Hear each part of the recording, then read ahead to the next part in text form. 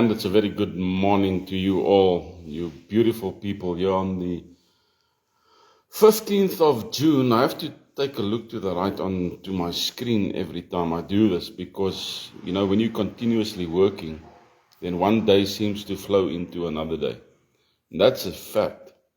And so good morning and welcome to another video of the Federal Alliance of Southern Africa. And you will always hear me repeat the word Southern Africa because I believe we have a hope and a future that is bigger than just what we have at present. And if we do this right, we can have great success going forward. So it's important to understand what we are busy with. And the one thing we're going to talk about today is a wonderful, beautiful topic, and it's called money, money, money, always sunny in a rich man's world. Remember ABBA? Isn't it amazing that we have an acronym like ABBA, A-B-B-A? That we also have an acronym for us, F-A of S-A. We're not the F-A-S-A, we're not the Football Association of South Africa. We are the Federal Alliance of Southern Africa. It's good to have acronyms.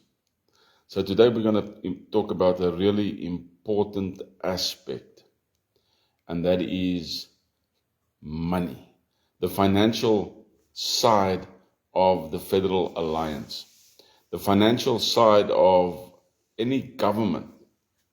And a lot of these things just are lost in the wind when we speak about these things. So hopefully when I speak about it now in English, we will realize how important these things are. A lot of money, and I mean a lot of money, has been stolen from every South African citizen. But it's not only happening in South Africa, it's happening worldwide. And this whole thing started in the 1800s. I'm going to explain to you something that you might not know. Let me just have some coffee. In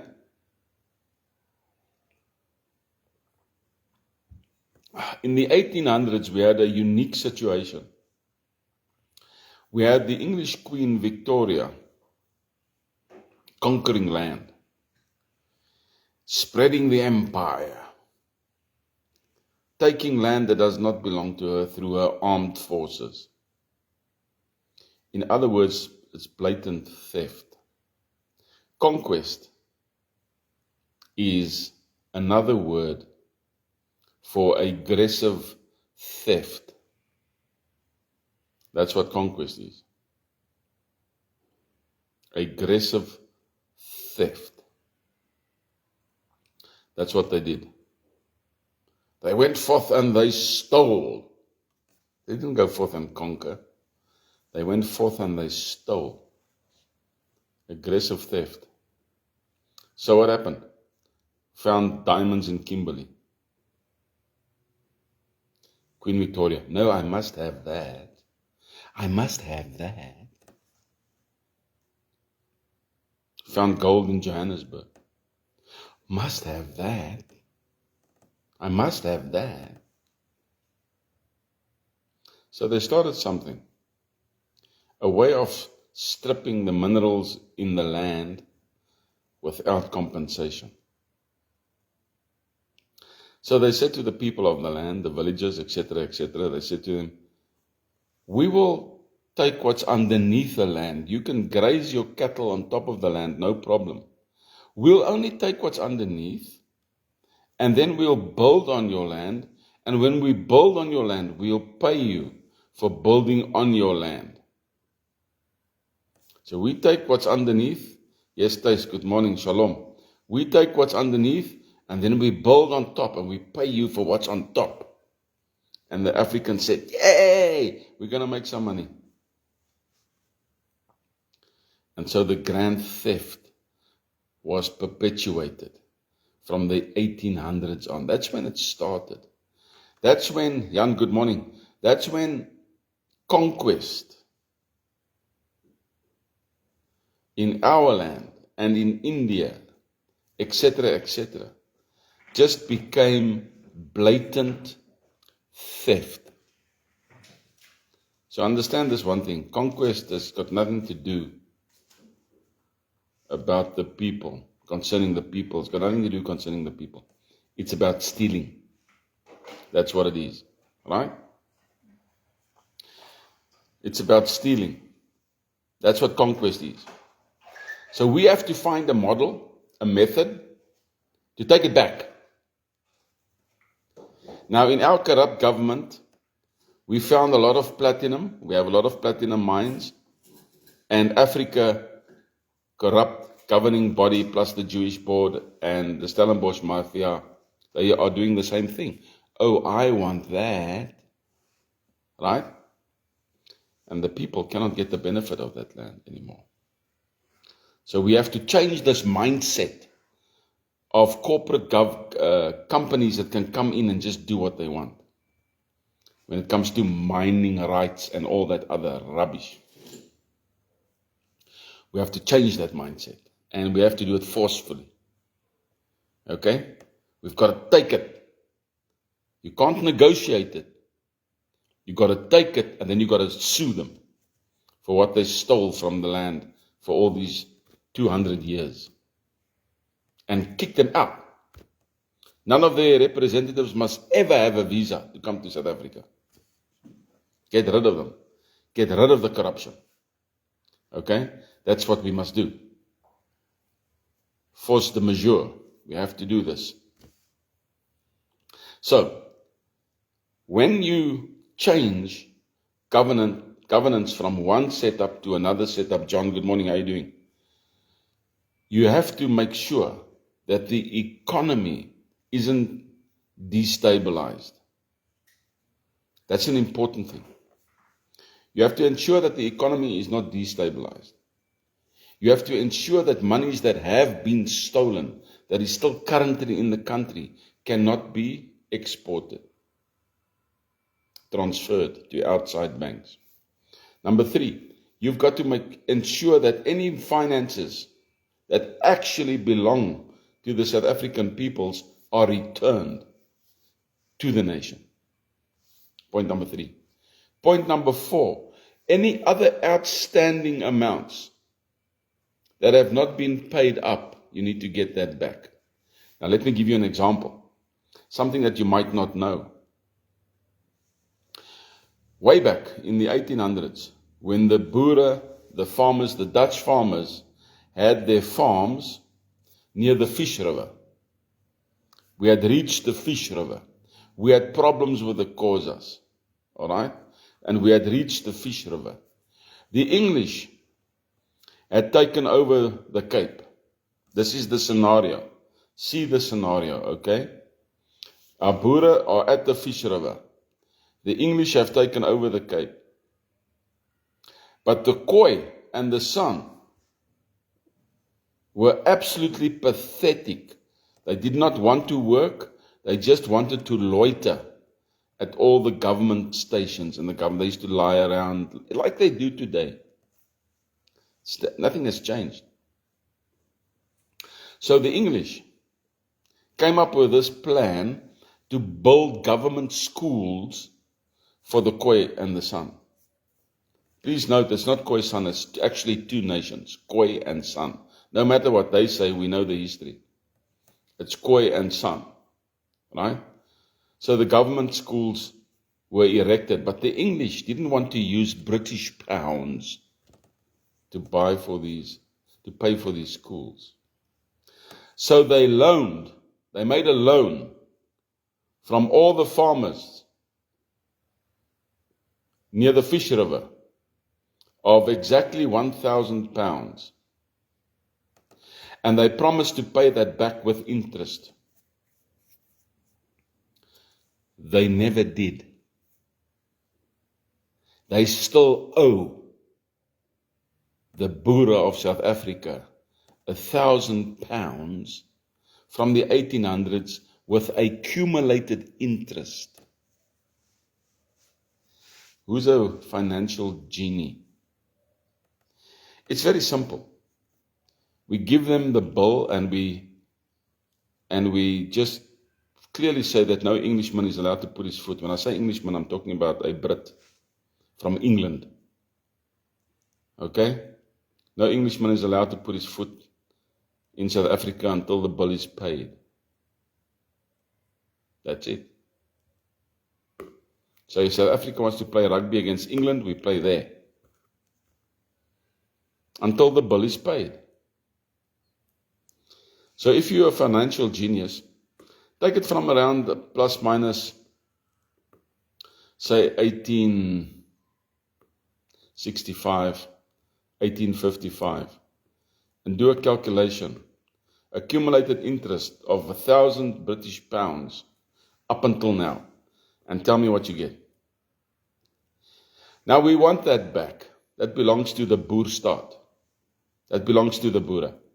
It doesn't belong to the Khoi state, or the Griqua state, or the Venda state, or the Cape states. It doesn't belong to them. It belongs to the Boere. And it must be reinstated. Must be repaid. Right? So those are basically 4 sectors that you have to make sure is expedited properly. Then with that, and I've done that, I did that in another conversation. With that, you have to ensure that the shares, the trading, what do they call it? Yes, that, okay? That is protected. All right? Just can't get the name now. That's protected. You know what I'm talking about. Where you trade, your trading board. That needs to be protected. The JSE, the stock exchange. I just saw it here on my notes. The stock exchange needs to be protected. That's really important. All right? So, let's just run through this document quickly. And I might not, how many pages? 40 pages. I'm not going to share 40 pages with you, all right? But we'll take it from the top and we'll have a look at certain things. Remember now, we are looking from the point of view of a fledgling supervisory government that now just gets a foot in the door. We are now going to start. We're going to kick off. What are we going to do? Right? New game. New soccer match. Right? To use a World Cup analogy that's taking place at the moment. New soccer match. What are we going to do? And just like Germany smashed that other little nation last night, and the way we were smashed, when we play this game, we got to smash. Right from the word go. Right? We can't muck about. Lofty, good morning. There's no mucking about. We've got to do this right. So, a board or an entity is required, and we call it the Financial Stability Command Council. Command. Financial Stability Command Council. It sounds like a war council, and it is. We call it the FSCC, right? A wartime-style emergency authority to bypass bureaucratic delays and merging the powers of the following. This is important.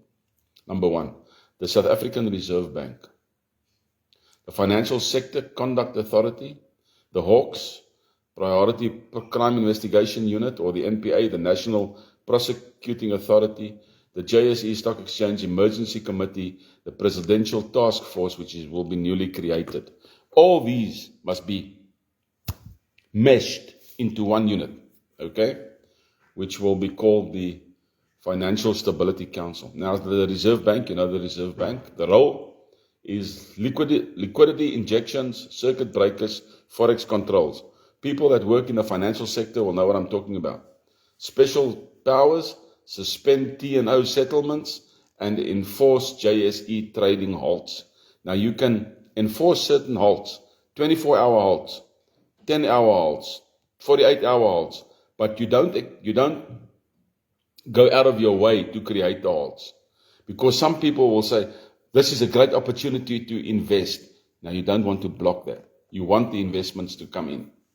Financial Sector Conduct Authority, the FSCA, the role is to ban short selling, restrict algo trading, prosecute market manipulators. Special powers, revoke licenses of non-compliant brokerages within 24 hours. Again, if you're in the financial sector, you'll understand these terms. And even if you're not in the financial sector, I believe many of you are intelligent enough to understand what I'm saying. The Hawks, of course, you know the Hawks and the NPA. We changed that role. We call it Wolfpack arrests, asset seizures, frozen offshore accounts. They have to go in, and they have to go in hard. And we have to rebuild them.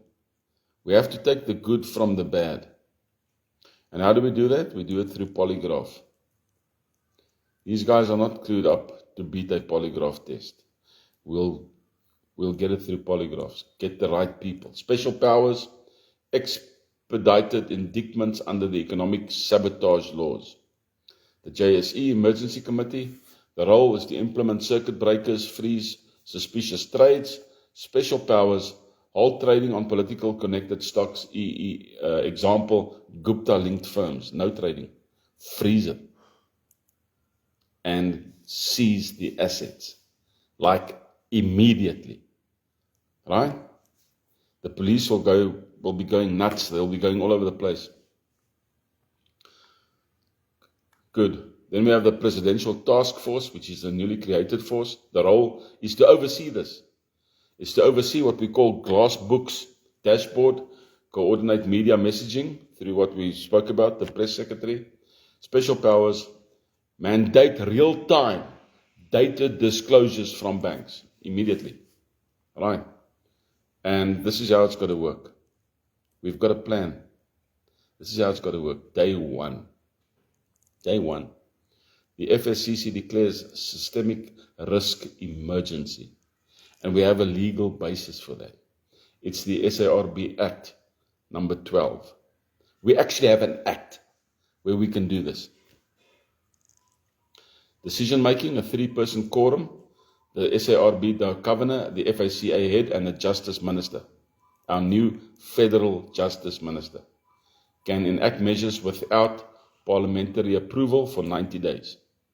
All right? Narrative controls, the FSC spokespersons only permitted to discuss market interventions, nothing else. So why does this work for South Africa? It bypasses corruption, removes vetting by compromised entities like the PIC or SARB deputies. The speed, decision is in hours, not months, critical for panic containment, and the optics, centralized war room, visible to markets, live streamed FSCC sessions. Transparency. Make the people feel you have to be relaxed in a difficult economic situation. If you are relaxed in a difficult economic situation, you're not suddenly just going to get rid of all your finances and your overseas. You know what I mean, right? Not that you would be able to do that in any case, because things will just be frozen. Good morning, Estelle. The legal constitutional note, if challenged, if somebody challenges it, some people somewhere will challenge it. Section 16.2 of the Financial Sector Regulation Act gives you the emergency powers. Then you give out a presidential executive order, like Donald Trump does, under the Disaster Management Act, which they repurposed for the COVID era. Now we repurpose this act from the word go. We haven't even framed a new constitution for the public yet. We enact this Disaster Management Act. Their own acts will bite them in the butt. Then we need the executive order draft or the FSCC charter template, right? So we'll look at that. So the presidential executive order and the declaration of financial system emergency. So let's just quickly go through this. Like I said, it's issued under, I didn't say this, but it's issued under Section 37 of the current Constitution, State of Emergency Powers and Financial Sector Regulation Act 16.2, by the authority of the President of the Republic of South Africa. But this will say by the authority of the President of the Federal Alliance of Southern Africa. Right? That's what it will be. And then we have the statement, whereas systemic corruption and capital flight under the previous regime has destabilized the financial system. The Johannesburg Stock Exchange faces imminent collapse due to panic selling and speculative attacks. Extraordinary measures are required to prevent economic sabotage and protect citizens' savings.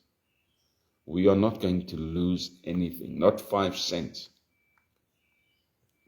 Then the President makes the statement, I hereby order the establishment of the Financial Stability Command Council, the FSCC, and then we have a composition like I gave it to you, right? So we have the composition, we have the powers, we have immediate measures, and we have transparency, we have duration and oversight, not longer than 90 days, that's the initial term, renewable by presidential approval, and that's how we take it. Then we have the charter template, the FSC charter template, article number 1, the mandate is to restore market confidence by any means necessary. You guys get the sense of how important it is to make sure that certain things are in place before you just get rid of a corrupt government. Let me tell you something. Not the DA and not the Vryheidsfront Plus knows even what I'm talking about. Hulle weet nie eens waarvan ek praat nie. They are just concerned about winning municipal areas. We need to win these municipal areas so that we can control the people again. That's what it's all about. It's controlling you, your water, your electricity, your money, your life, controlled by corruption. And it's just another layer of corruption. Listen carefully. The political game is just another layer of corruption. It's one building on the other one. The snake's head isn't cut off. The bottom feeders are all feeding from your life. I don't even want to go into things like, did you know that for every person in this world, basically, plus minus, because of birth certificates, there is a life insurance policy on every person listening to my voice, that you are worth millions, and that they actually predict when you die, and they buy and sell this life insurance that somebody took out on your life without you even knowing it? Did you know that? Did you know that you have easily 10 million in a trust fund that actually belongs to you? But because of world governmental powers, they control these things for their own benefit. How about this? Did you know that when the Federal Alliance comes into play, we will give you a new birth certificate number and a new ID number? We will still discuss and work out the details. And when we do that, their whole constitution concerning South Africa comes crashing down and has no effect on you. Then their life policies that they've bought on you and the trading that they've done on you, the last players lose out totally. And their financial institutions come crashing down. Even bank accounts will change. Bank accounts will reflect the following: digital currency, hard cash. We're not removing hard cash. We will have hard cash. You'll have real money in your pocket. Not something that means nothing. If I take out a coin out of my pocket, it will be worth 10,000 rand or Kruger crowns. Crowns. We'll have our own crowns. Kruger crowns. It will be worth that amount. One coin. Solid gold. Or well, gold mixed in with a bit of stuff. But you will know that that's 10,000 rand or crowns. Dis in my sak, papa, ek kan hom ronddra. Moet hom net nie verloor nie. right? And the other trading situation is our barter trading, of which some people have been diligently supporting the Federal Alliance with 56 Rand a month. For that 56 Rand a month, you get 8 Kruger crowns in the barter trading setup, which you will never lose. Dis soos om 'n neseier te bou, wat eendag gaan materialiseer. Dit is soos 'n pensioen. It's like a pension fund that you're putting $56 in every month, right? And that's just growing and growing and growing. Every year, it's 700 and something Rand, right? And it gives you X amount of Kruger crowns. 56 times 8, well, not 56 times 8, 8 times 12, yeah, 8 times 12, Kruger crowns, every year. And it just grows, and when the barter system is eventually released, you have immediate, awesome access. You can buy and sell with what you've already deposited.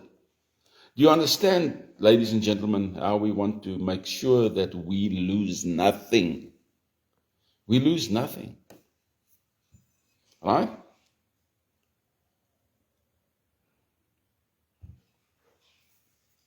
So we want to restore market confidence by any means necessary.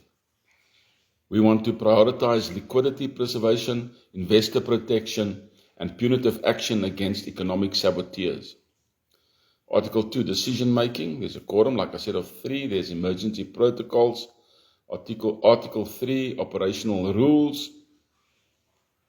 Media policy, only a chair or a designated patriot economist may speak publicly via the press secretary. Data transparency within 2 hours of enactment. Assess seizures, frozen accounts. And if there's anything out there that is hidden, we will even allow whistleblowers to come forward and to tell us, right? And we'll pay them. We'll give whistleblowers a reward paid within 48 hours of recovery. All right, if you know where's the money, honey? If you know where's the money, and you tell the government where's the money, or the FC, what's it, FSCC, Financial Security Command Council, if you tell them where's the money, and if you tell them what happened, and the hawks go and they expose it, and we can recover it, you'll be paid immediately within 48 hours. All right, no two stories about it. So snuff out the money, honey, snuff it out. We also have a sunset clause, Article 4. The FSCC dissolves automatically after 90 days unless renewed by a joint resolution of the Parliament and the President. So we need to protect the economy, ladies and gentlemen. We need to. So we have an annex. We have circuit breaker activation orders. We have Woolpack. We have glass books. Then there's certain implementation notes. So here's some things that I cannot go through with you now. It won't mean anything to you, but it will mean something to the financial sector. It will mean something. We'll have things like market reassurance scripts for the JSE floor. Johan, good morning. For example, if the market drops with 3%, foreign journalists, how to handle them. When there's a whole lot of things. Even how we're going to use the television in those days, etc. Would you believe me if I tell you that I have names in this document that we're going to arrest immediately? We've got some names. Just have a look at this. This is the amount of money that's been stolen. Listen to this. This is plus minus, okay? Plus minus. First Rand, 15 billion. Standard Bank, 12 billion. Absa, 10 billion. Nedbank, 8 billion. Capitec, 5 billion. Capitec. So,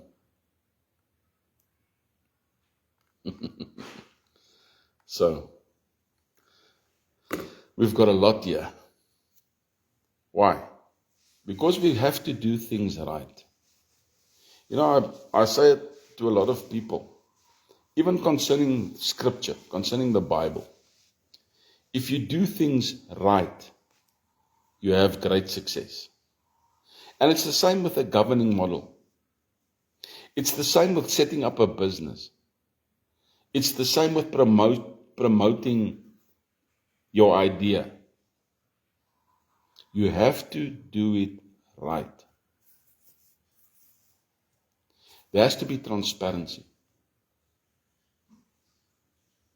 When you have things in place and you are ready to kick the ball, you will have great success. That's how it works. You have to count the cost. You don't just go and do something stupidly. You count the cost. You work it out. Right? And in all these things that I've been sharing with you, there is so much job opportunity. When we do things right, the financial side of things will not be a problem because you will have a safe zone for investors. Outside investors, whether they are straight on the straight and narrow, or whether they are as skew as whatever you want to call it, they will want to invest their money in a country where it's a safe zone. They can't even properly invest their money in the United States because of the pushing and the pulling of the Democrats and the Republicans, the lies of their media, distorted versions of things that come out. So you can't even properly invest in America. They invest in America because they fear America. We fear no man, no power. We only fear God. And if you can get that right in your life, you have great success. And we will have great success. By the grace of God, we will. Good. I hope you learned something this morning. We are not a wishy-washy organization. We know what we are doing. And we are prepared to go all the way. All the way. All right? No stopping. Even this week, I'm going to make some fire under the backsides of some Boer leaders. Because they need to wake up. Even this week. Even maybe today still. Well, there is one that I'm going to speak to today. In any case, and I need to get some answers, and I want it today. Koos, wat sê jy? So we're going to do this by the grace of God, man. Why? Because we want to be free. We want to be free. We want to be prosperous. We want to be secure. Right? The Lord never said that nobody should be rich. He just said that your riches must not supersede Him. He must come first in everything. Then you can be as rich as you want to.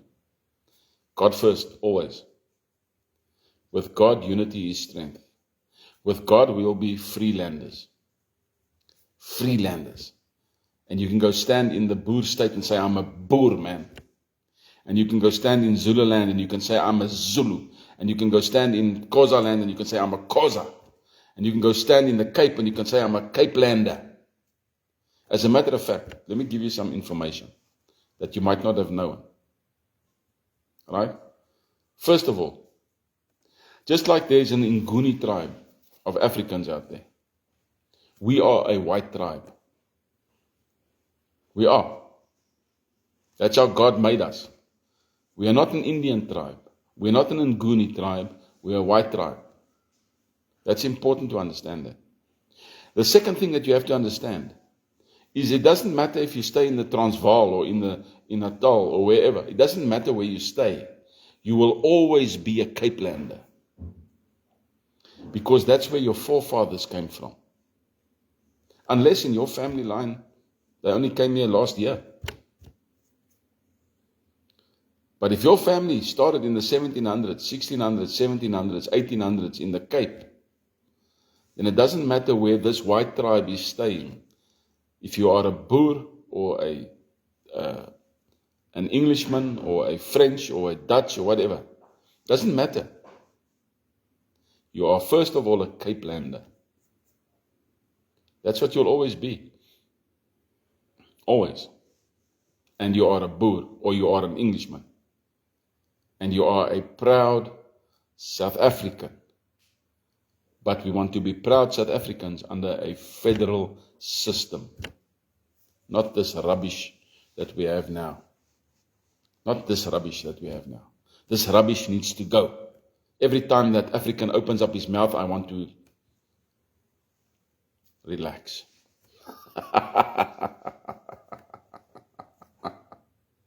In any case, Johan, wat sê jy? Johan Lou. So that's where we are. So enjoy your Monday, enjoy your week. May God bless you and keep you and protect you and make His face to shine upon you, because you deserve it, man. You are His creatures. You were created by Him. All right? God first in everything.